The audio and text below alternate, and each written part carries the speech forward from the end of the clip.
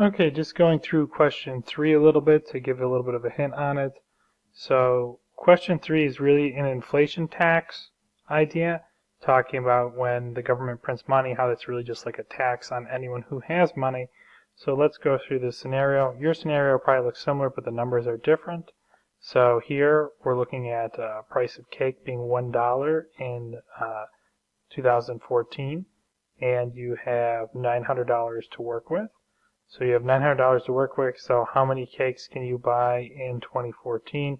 That's pretty easy. Each cake's $1, you got 900, you can buy 900 cakes.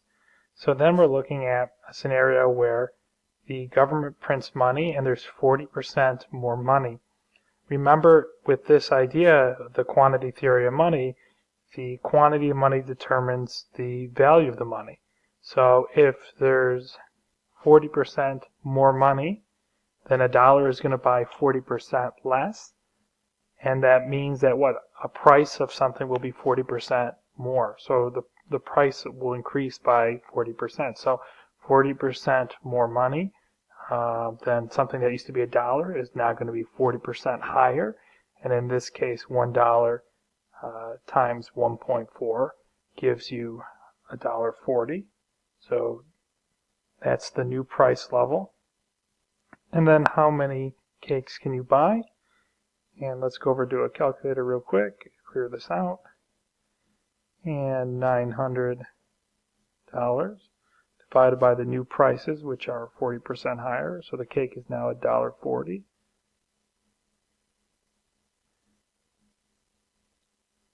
And to talk about how many can you buy, you have to actually round down. So make sure you do that. That's a little tricky. So 642 cakes.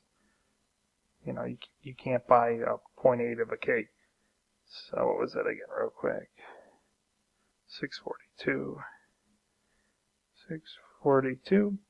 So you can see here the idea of the inflation tax. Your $900 now buys less, given that the price levels rise with the increase in money. So 40% more money, prices have to go up by 40%. Hopefully that clears up a little bit question 3.